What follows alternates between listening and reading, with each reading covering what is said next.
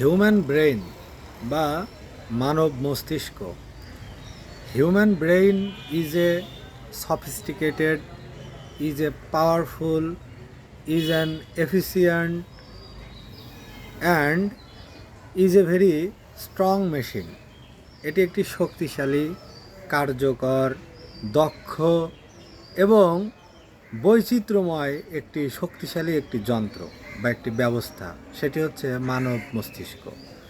মানব মস্তিষ্কে billion billion neuron রয়েছে, billion billion connection রয়েছে। এটা একটা সার্কিট, এটা একটা বর্তনী, যেখানে বিভিন্ন রকমের ইনফরমেশন, এক্সপেরিয়েন্স, ফিলিংস, অনুভূতি ইত্যাদি মজুদ থাকে এবং এটা ডিসিশন মেকিংয়ে সহায়তা করে।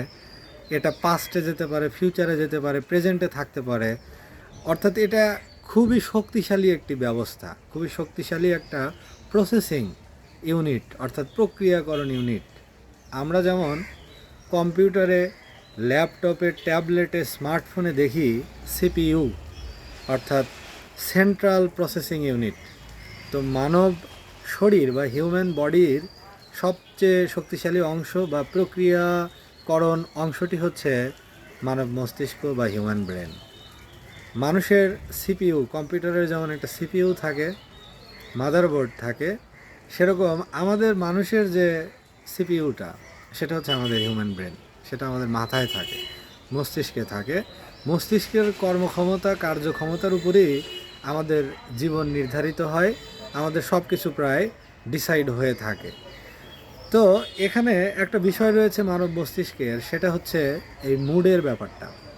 যে একটা মুড আছে মাইন্ডফুলনেস, অর্থাৎ হচ্ছে সব সময় মনোযোগ থাকা, সব সময় বর্তমানে থাকা, যে কাজটা করা এটা সিনসিয়ারলি, অ্যাক্টিভলি, স্পন্টেনিয়াসলি করা এবং ফুল হার্টটা সেখানেই দেওয়া, পূর্ণ মনোযোগটা, হৃদয়টা পুরোপুরি ঢেলে দেওয়া। আর একটা মুড রয়েছে, সেটা হচ্ছে একটা অটোমেটিক মুড, অর্থাৎ আমরা এটা ভাবছি তো ওটা ভাবছি, মানে কোথায় থেকে কি ভাবছি তার কোনো ঠিক ঠিকানা নাই। একটা আনচেইনড সিস্টেমের ভিতরে থাকা, বিশৃঙ্খলভাবে ডিসঅর্গানাইজড ওয়ে অফ থিঙ্কিং, সেটা হচ্ছে মাইন্ডলেসনেস, বা এটা হচ্ছে সবসময় একটা র্যান্ডম মুড। এটা ব্রেনে থাকে। আর একটা ব্রেনকে একদম স্পেসিফিক ফোকাসড ওয়েতে কাজ করানো যায়, সেটা হলো মাইন্ডফুলনেস প্র্যাকটিস করা। দুই ধরনের অবজারভেশন, দুই ধরনের এক্সপিরিয়েন্স হিউম্যান ব্রেন নিতে পারে। এবং এটার উপরে একটা বিষয় হচ্ছে যে মানুষ যখন মাইন্ডফুলনেস থাকে, মনোযোগ থাকে, ফুল হার্ট একটা বিষয়ে থাকে এবং বর্তমানে যে কাজটা করছে সেটি শুধুমাত্র তখন করছে, তখন কি হয় যে আমরা যেমন হয়তো গিটার বাজানো শিখছি, পিয়ানো বাজানো শিখছি, কোনো একটা নিউ কিছু লার্ন করছি, তখন হিউম্যান ব্রেনে ওই সেলটা গঠন হয়। তখন এই ব্রেনে ওই নিউরনের কানেকশনগুলো, ওই সাইডটা, ওখানে নতুন একটা সার্কিটে নতুন একটা কানেকশন তৈরি হয়, নতুন একটা লাইন তৈরি হয়, নতুন এক্সপিরিয়েন্স, নতুন লাইন। হয়তো আমি আগে সাঁতার কাটতে পারতাম না, সাঁতার কাটা শিখছি, ব্রেন তখন ইনফরমেশন দিচ্ছে যে কীভাবে হাত চালনা করতে হয়, পা চালনা করতে হয়, এটা ব্রেনে মজুদ আছে। পিয়ানো যখন বাজাচ্ছি তখন একটা নিউ কানেকশন ইজ ফর্মড। আবার নতুন কিছু করছি, নতুন কিছু শিখছি, নতুন একটা ল্যাঙ্গুয়েজ শিখছি, নতুন একটা কানেকশন হিউম্যান ব্রেনে তৈরি হচ্ছে। তো আমরা যত যত নিউ এক্সপিরিয়েন্স করব, নিউ ইনফরমেশন মাথায় নেব এবং নতুন একটা অনুভূতির ভিতরে, নতুন একটা চিন্তার ভিতরে, নতুন একটা কাজের ভিতরে দুইভাবে এক্সপিরিয়েন্সটা নেওয়া যেতে পারে। একটা হচ্ছে কল্পনায়, সেটার দ্বারাও একটা নিউরাল কানেকশন হয়।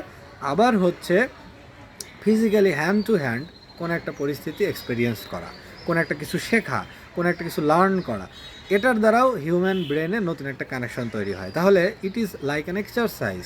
এটা একটা অনুশীলনের মতো, এটা একটা প্র্যাকটিসের মতো। যে যত এটা প্র্যাকটিস করবে তত নিউ কানেকশন তার ব্রেনে তৈরি হতে থাকবে এবং যত নিউ কানেকশন তৈরি হবে তত তার ব্রেনের আয়তনটা বাড়বে, জায়গাটা বাড়বে, তার আরও স্টোর করার ক্ষমতা বাড়বে। এবং এটা এক ধরনের এক্সারসাইজ, এটা হিউম্যান ব্রেনের একটা এক্সারসাইজ। এবং নতুন কানেকশন যত হবে তত গ্রোথ হবে। হিউম্যান ব্রেনে যে সেলগুলো রয়েছে সেই সেলগুলোর প্রোডাক্টিভিটি বা সংখ্যা বাড়বে, এতে করে ব্রেন ভালো থাকবে। এখন আমরা যখন পিয়ানো বাজানো শিখছি একটা নতুন কানেকশন তৈরি হচ্ছে। এখন যখন আমরা প্র্যাকটিসের মুডে যাব, অর্থাৎ প্রতিদিন একটা নির্দিষ্ট সময় পিয়ানো বাজাবো, বারবার বাজাবো, আবার বাজাবো, 10 দিন বাজাবো, 15 দিন বাজাবো, 20 দিন বাজাবো, 30 দিন বাজাবো, তখন এই প্র্যাকটিসের কারণে ব্রেনের যে ওই নতুন কানেকশনটা তৈরি হয়েছিল পিয়ানো বাজানোর অভিজ্ঞতাটা, ওইটা আরও স্ট্রং হবে, স্ট্রং থেকে স্ট্রঙ্গার হবে।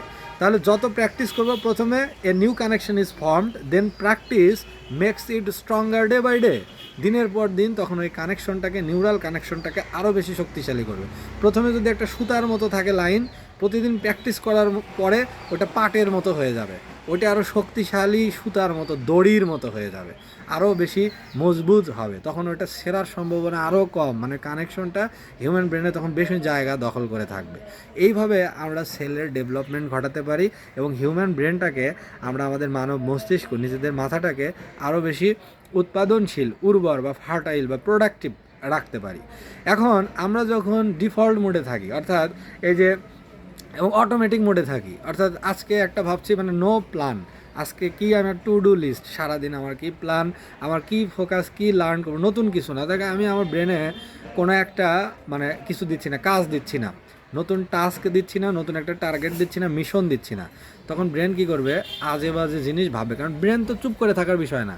ব্রেনের একটা মজার বিষয় হচ্ছে, ব্রেন উইল অলওয়েজ ওয়ার্ক, সবসময় কাজ করবে, কিছু না কিছু ভাববে।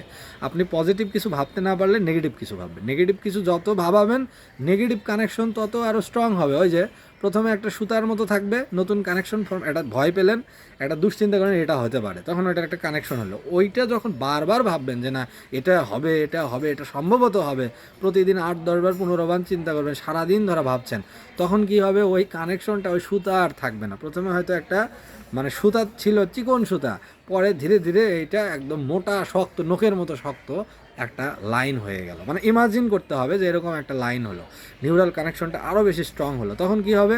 নেগেটিভ যে বিষয়টা, আপনার যে ভয়টা, ফিয়ারটা, অ্যাংজাইটিটা, যে স্ট্রেসটা, ফ্রাস্ট্রেশনটা, ওইটা আরও বেশি শক্তিশালী হয়ে গেল এবং এটা আপনার ব্রেনকে তখন ডমিনেট করবে। আবার অনুরূপভাবে আপনার নতুন কিছু লার্ন করছেন, একটা ল্যাঙ্গুয়েজ আপনি শিখছেন, সেটা ইউরোপিয়ান কোনো ল্যাঙ্গুয়েজ হতে পারে, ফ্রেঞ্চ হতে পারে, ইতালিয়ান ল্যাঙ্গুয়েজ হতে পারে, কোরিয়ান ল্যাঙ্গুয়েজ হতে পারে। ওটা আপনি যখন শিখছেন, তখন আপনার প্রতিদিন ব্রেনে একটা নতুন নিউরাল কানেকশন তৈরি হচ্ছে।